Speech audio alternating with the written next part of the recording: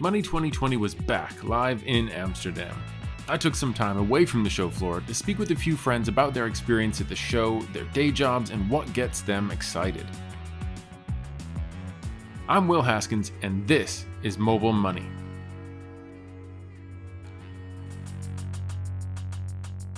Today, I'm in a golf cart with Alissa Knight, reformed hacker and cybersecurity expert, talking about why preparation just makes you nervous, mixing cybersecurity and fraud, and whether she could hack this golf cart. Hey, Alissa. Hey, Will. How's it going, man? Good. Good to How see you. Yeah, you too. Welcome to chilly Amsterdam. Yeah, good thing I brought my coat, man. I know. It's good to see you. Yeah, it's good Like to see so you many in people. 4D. I know, this is just what I was going to say. We met over how many Zoom calls, and now we actually get to meet in person. Yeah, It's fantastic. This is great. Well, this is one of the things I like about coming to shows, is you get to finally meet people. But Yeah. for you, what is it like coming back to a big show like this? I mean, what's your kind of experience? I missed it. You know, I mean, I'm definitely an extrovert. You know, and if anyone's seen me on stage, I'm very extroverted and very charismatic, and I love that sort of social human interaction. I'm not saying that I hate Zoom meetings or presenting virtually. It's just not the same being able to see the expressions on the audience face when you tell a joke or say something funny, you know? It's not the same. You get the feedback from the room, yeah, you know? I feed off of the audience, exactly. No, I totally know what you mean. So, I mean, talking about the audience, I mean, when you get off the stage, you're obviously interacting with people. So what's your level of social distancing like, something like this? Here's the thing. With me, first thing I did was hug him. You know, I'm a hugger, and so it's difficult. So I kind of have to pull myself back and remind myself that, you know, a lot of people aren't going to be comfortable hugging in a pandemic. So it's a lot more difficult, but I try and respect people's space and you know, probably ask if I can hug them more than just jumping in for it. So. Yeah, no, I totally understand. I mean, like for us here, you know, so I've got a mask, and you know, if anybody wears the mask, I put the mask on too, because you know, you want to be respectful of them. So what's your networking style like? I mean, what do you like to do when you're kind of interacting with people and you're kind of out there meeting people? Because this is obviously one of the things that comes up a lot at something like this.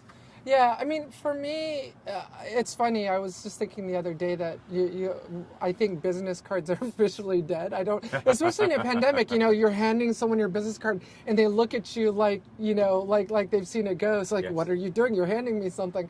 What's your preparation like? I mean, what's that kind of process for you? Here's the thing, I don't prepare. And that's, you know, it's funny because I feel like the more you prepare, the more nervous you make yourself. And, you know, but there is a level at which, you know, you want to know what you're talking about, but then you've got to kind of leave it to a bit of authentic, you know, kind of pacing and style and emotion. I mean, like, in Money 2020, I don't know if you remember, in 2019, I actually came out dancing on stage.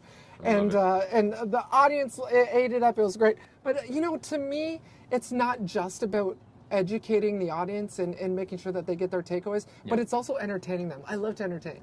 Like, I'm an entertainer, you know, but I also mix in the more arcane, very technical detail about what I'm doing and presenting on to make sure that those who are more technical in the audience get it and can understand it, but at the same time explain it in a way that anyone can understand it. Because if you talk about hacking and you talk about specifically hacking APIs or fintech or banks, it's easy to lose your audience, the less technical audience. So I weave in that entertainment, weave in the jokes. Honestly, I feel like a performer when I'm up on stage. So I mean, for me, but there's very little preparation, and I'm ashamed to admit that there have been many conferences where I did them PowerPoint the night before.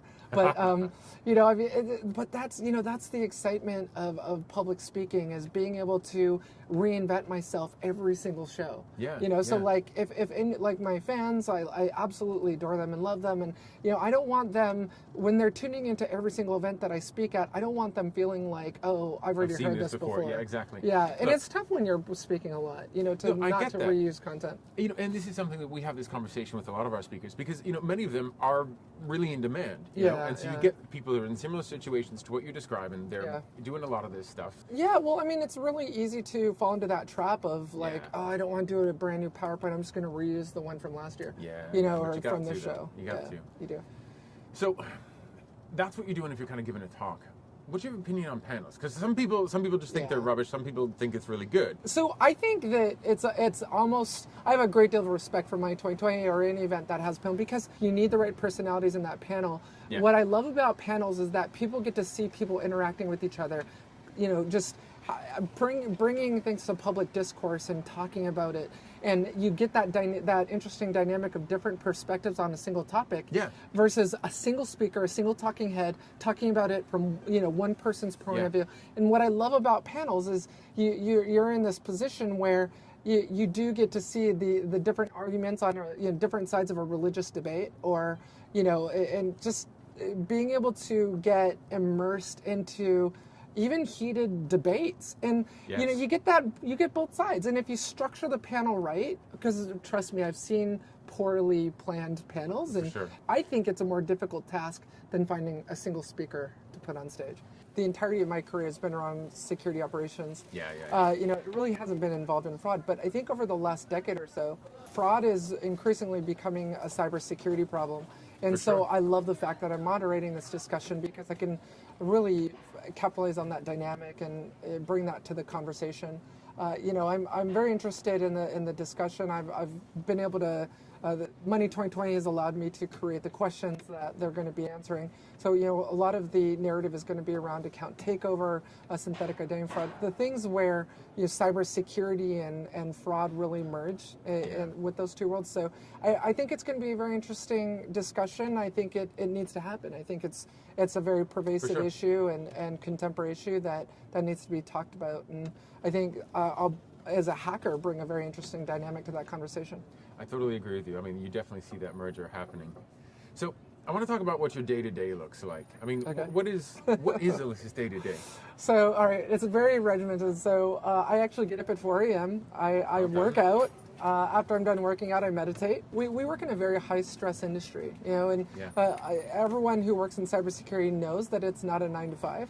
I work over 70 hours a week, in a single week. And so meditation to me is really important for keeping my sanity. After I'm done with working out and meditating, then I actually start on my actual work. So doing video creations as a filmmaker for cybersecurity vendors, creating or writing white papers. I'm also publishing a new book that'll be coming out early next year. I'm also writing a screenplay for a new TV series. That's cool. So, I'm involved in a lot of different things. So you're bored things. a lot. I'm an ADD poster child, so I'm always trying to find something new to do because I'm just so bored. But with my day, I assign every single task to a 30-minute block. So that's really good. Every 30 minutes, I know exactly what it is I'm supposed to be working on and doing, or I just won't get the things done that I'm in the process of doing. I totally hear you on that. So I got one last question for you then. All right. Talked a lot about hacking, we've talked a lot about security and talked about these things. And you have published previously on hacking connected cars. Right. Could you hack this golf cart? I love it. If it's 2021, I wouldn't be surprised if there was an actual telematics control unit in this thing for fleet management. So if it had a TCU or any sort of communication interface, yes, I could. But I'd be interested in trying. To the company we rented this from, I'm pretty sure she's not going to actually try to do that. Yeah, or hopefully you bought the insurance.